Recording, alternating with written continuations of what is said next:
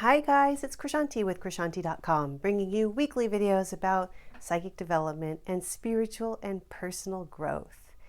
And this week's video is part 3 in a 7-part series about the chakras, how to do chakra clearings on your own at home.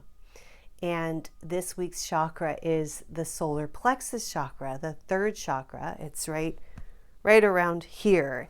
And if you're sensitive like I am, you likely have a lot of issues with this chakra. It's actually the I am center. It's your power center. This is where you hold your power.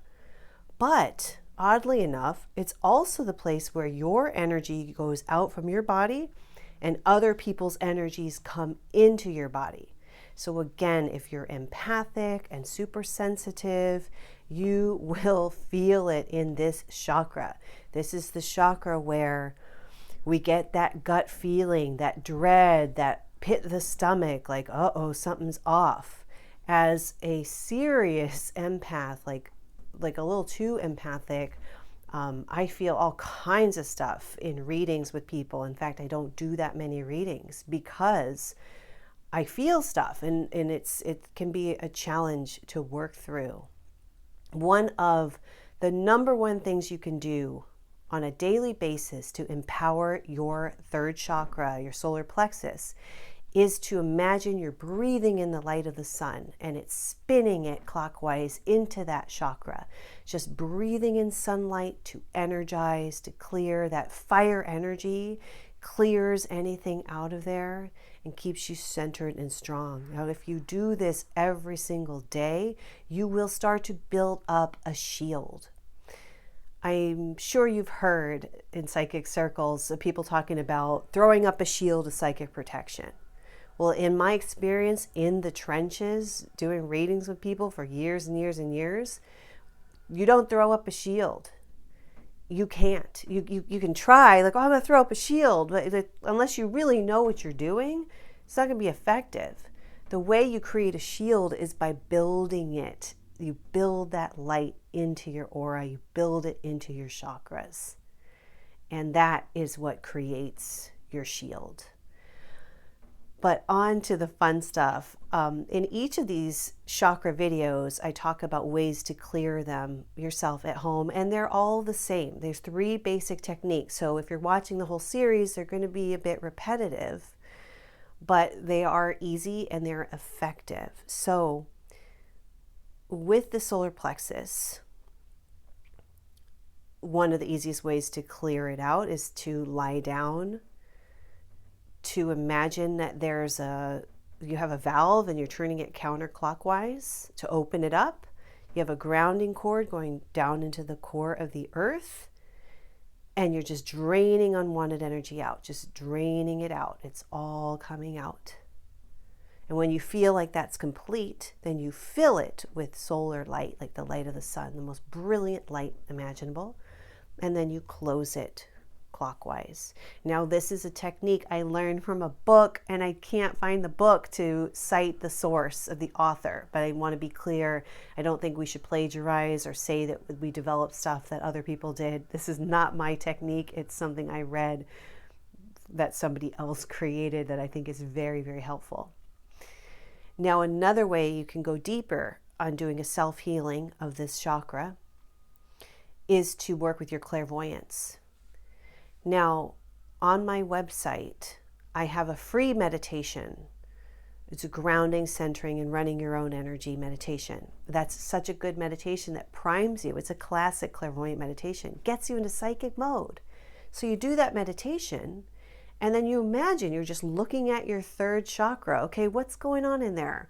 What looks off? Is it small? Is it not spinning? Is the color not right? Is there a little face in there that shouldn't be there?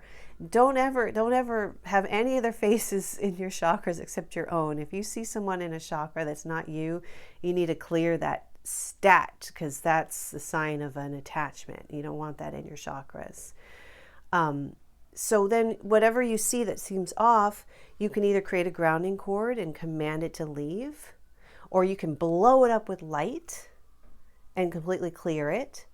if it's a picture of maybe yourself and you're sad as a little child, which I've seen many times before in the solar plexus chakra, you can do a technique where you work with the image. You talk to the child, you ask her what she needs, you give her what you're prompted to give, like wrap her in a blanket, give her a lollipop or ice cream, or give her a pony, like show her, create a beautiful, safe world for her to be in. And then you fill it with light, like brilliant, brilliant light. Again, I know the light, but the light is amazing. And then you're done. I want to tell you a cool story about what I saw in someone's solar plexus once. It was a woman who had been very chubby as a little girl and had issues with sensitivity. Some of us are super empathic because of what we went through as a child. I know you guys probably know by watching these videos that my mom had cancer and died of cancer when I was little. This woman's mother had had a very big time bad nervous breakdown. So she was alone, and it left her vulnerable. So in her solar plexus chakra, there was an image of her really chubby with sort of like the 9 of wands and the tarot cards, like all around her, like a cage of sticks. And she's pressing back, and she's hiding from someone. She's trying to hide in this cage, but she's pressing back. And the image that was so clear to me was the fat sticking out in between the sticks, like she wasn't really safe. So what I did was I worked with that image, and I said, I coaxed her out. I took care of her. We got rid of the cage. I told her she was beautiful. Everything was fine. Really, you really go deep in here, and you create a whole new scene. And when it feels locked in, like, okay, this feels good, then you just fill it with light and you move on to the next chakra. But some of these images, they stay with you because they're so profound. And what I talked about in other videos too is that these are archetypal pictures and imagery that can get stuck in an energy center because, let's say, something traumatic happened to us. And that trauma, as you know, trauma that's stuck in the body can stay in a place in the body and then create illness in the body. So trauma that's stuck in a chakra can create an unbalanced chakra, which affects the area of life that chakra corresponds to. So the next way that I've talked about in all these videos that's wonderful is to have your guides and angels work with you to do healing. So you would meditate again. You could do a spirit guide meditation. I have those on my website. I also do have a wonderful chakra clearing and healing meditation on the website too. It is a healing if you want to just listen to that and do it. But working with the guides and angels is incredible. So you get in that zone, however you want to do it, spirit guide meditation, my free meditation, whatever you want. And then ask them to help you heal that chakra. And you'll probably get feelings and sensations. You might see colors. You might hear messages. Pay attention to what they're doing. And don't worry about your imagination. Imagination and psychicness go hand in hand. One of my favorite teachers, Sonia Choquette, taught that to me ages ago. It's your imagination. That's how they come through. So everything you get for a reason. And I have a few psychic students in training with me right now. And it's unbelievable. Like I hook them up to their guides right away. And they meet them, they get a sense of the color or colors, they get names, and then they feel the energy work that they're giving them. And they're here to help. And they will help clear your energy centers for you. I've had many wonderful experiences with chakra healings and aura healings with my own guides. It's so much fun. I would highly recommend exploring that some more because it's wonderful. And once you have a connection to them, you'll want to keep that for a lifetime because it's so priceless. It's wonderful. So before I wrap up with this, the third chakra, solar plexus, has been the one that I need to work on the most here. And I'm really curious. I'd love to hear about you. Are you empathic? Do you feel stuff in your third chakra? And how do you work to balance it and release that energy and heal?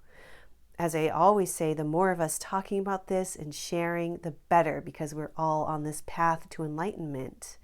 And by talking about it, we make it less woo-woo and less out there, and we make it more normal, because it is normal.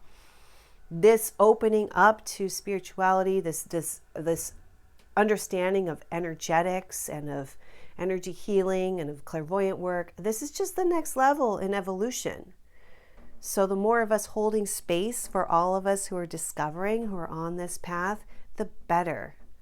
So thank you for that, and thank you so much for watching. I'll see you next time with the heart chakra. Okay, bye for now.